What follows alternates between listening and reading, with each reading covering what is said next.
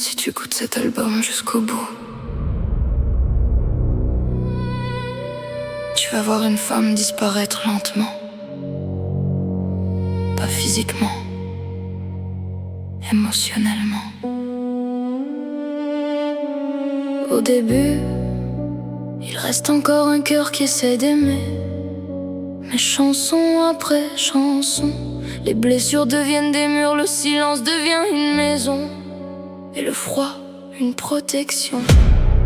Dans Reine de glace, elle ferme son cœur après avoir trop souffert. Dans Luna Obscura, elle devient une présence nocturne qu'on admire sans jamais comprendre. Puis dans le palais des ombres, elle construit un royaume intérieur où plus personne n'a accès. Après ça, tout change. La douleur devient de la colère, et la colère devient du pouvoir. Blizzard dans mes veines transforme ses cicatrices en armes. Néons et poison montrent une femme aussi belle que dangereuse. Puis la démone aux yeux d'hiver efface ce qu'il restait encore d'humain dans son regard. À partir de là, elle n'essaie même plus d'être sauvée. Dans la couronne du froid, elle accepte enfin ce qu'elle est devenue. Sous les lumières froides, sous les glaces polaires, même ses émotions cessent de respirer.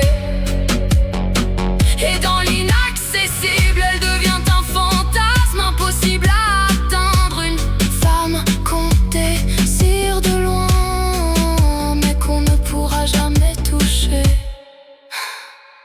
La reine lunaire, c'est l'histoire d'une transformation émotionnelle. Une femme blessée devient peu à peu froide, sensuelle, dangereuse, presque irréelle. Chaque chanson enlève un morceau de son humanité, jusqu'à ce qu'il ne reste plus que le vide, le silence et la nuit. Puis arrive la dernière lune, le moment où la douceur meurt complètement, où la reine reste seule avec son royaume glacé. Et quand l'album se termine, il est déjà trop tard pour revenir en arrière.